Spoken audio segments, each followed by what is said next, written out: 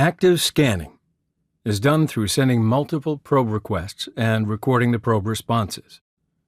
Because passive scanners are limited to looking at existing traffic, they suffer in terms of overall completeness and accuracy. For example, a passive scanner can't detect an application that no one ever uses, and it can be fooled easily by a system intentionally spewing out misinformation and disinformation. The tools seen on the slide are a few examples of active scanning tools.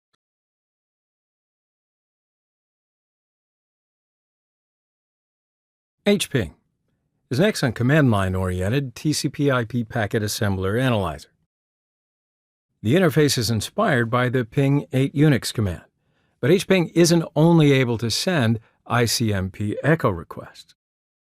It supports TCP, UDP, ICMP, and raw IP protocols, has a traceroute mode, the ability to send files between a covered channel, and many other features. So a subset of the stuff you can do using HPING: firewall testing, advanced port scanning, network testing using different protocols, TOS, fragmentation, manual path MTU discovery, advanced traceroute under all the supported protocols, remote OS fingerprinting, remote uptime guessing, and don't forget TCP/IP stacks auditing. HPING can also be useful to students that are learning TCP/IP. Although it's a packet analyzer tool, it's widely used for DoS, denial of service, tests, and attacks to create IP-spoofed packets and send them to the target system. Let's see how we can use the HPING command to scan the network simply. Go to Kali and open a terminal screen. HPING3 is embedded into Kali and defined in the path, so you can use it anywhere, just typing the name of the command, HPING3. Type HPING3-H or HPING3-help to see the detailed usage of the HPING3 command. Let's look at a few parameters important for scanning mode. Under the mode title, we have a scan mode, and the help shows a sample usage of the mode as well. We'll use scan or 8 parameter to use HPING in scan mode. Under TCP UDP title, we have the parameters to set the flags of TCP or UDP packets. Well, you'll see the flags and meaning in this course in following lectures, so just see the HPING in action now. For example, uppercase S, or SYN parameter, is used to set the SYN flag of TCP or UDP packets. Let's prepare the HPING command to make a network scan. The first parameter is scan, to use HPING in scan mode. Here we should say in which ports we will scan. In this example, 0 to 500 means that the ports between 0 and 500 will be scanned. You can give a port range like this with a dash between the lower bound and the upper bound, or you can give the ports one by one, separating them by a comma, or you can use a combination of these two. Now I want to set the SYN flag of the packet, because all TCP connections start with a SYN packet. Here comes the IP address to scan. Hit Enter to start the scan.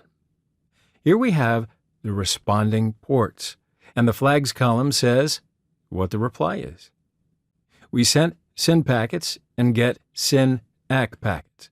That means ports are accessible and open to us. Now let's make another scan. This time, I'll use uppercase X to make a Christmas scan. In the scan, push, urgent, and fin flags are set in the packet, which is not seen in regular traffic.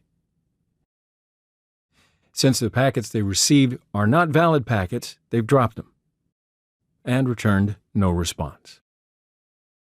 Although it's not the subject of our course, because it's very common usage, I'd like to show you how to perform an IP-spoofed DOS, or denial of service attack, using the HPING tool.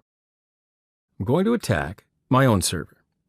First, I'll test if I can connect to the application. So open a terminal screen and ping the application www.owaspbwa.com. Okay, I have a connection through the application. Open a browser and visit the website.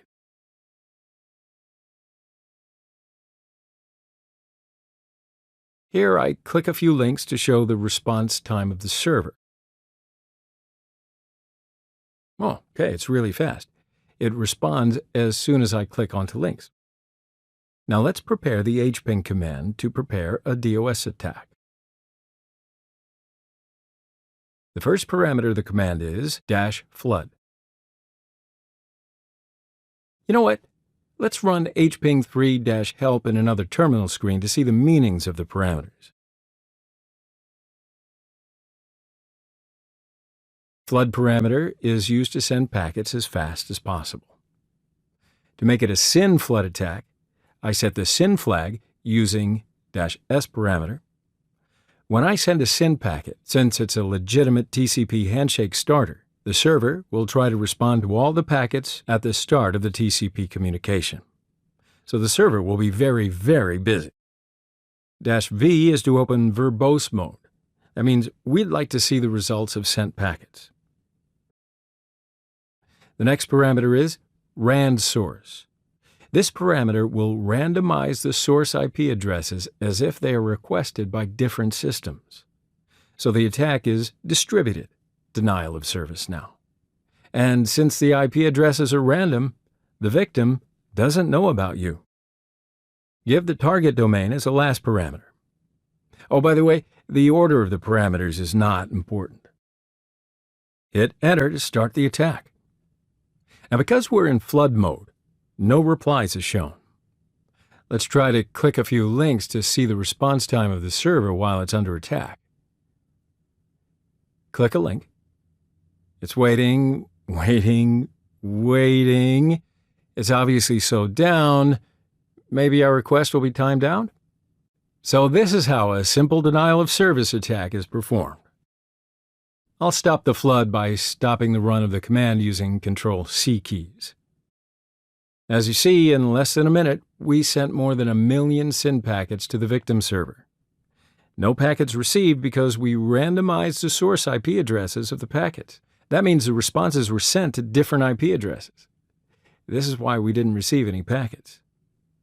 Since I stopped sending packets, the server is now responding in good time again. Now let's repeat the attack while Wireshark is running to see what's happening under the hood. Start Wireshark. Since we're using the ETH0 interface of Kali, I'll double-click the ETH0 on the home screen to start to listen to the traffic passing through the ETH0 interface. There's still some packets on the queue because of our previous attack. I restart capturing by pressing the green button at the upper left corner of Wireshark to clean the screen before the second attack. Continue without saving.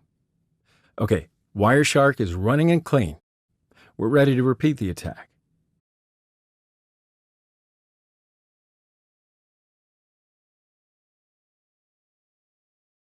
You can see the number of packets at the bottom of Wireshark. As you see, we sent hundreds of thousands of packets in seconds.